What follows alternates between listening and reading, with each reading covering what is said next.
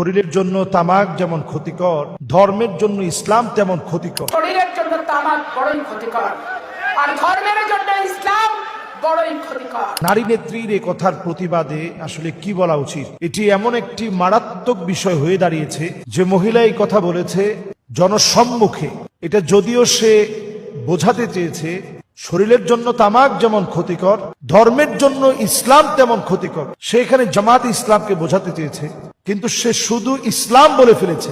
এই যে এই সমস্ত মানুষদের ইসলাম ফোবিয়া, ইসলামকে নিয়ে তাদের আক্রোশ, আল্লাহ রাব্বুল আলামিন কখনো কখনো কাউকে যখন জিল্লতি দিতে থাকেন, এমন ভাবে আল্লাহ তাআলা অপদস্থ করেন, নাম নিশানা পর্যন্ত আল্লাহ রাব্বুল আলামিন মুছে দেন।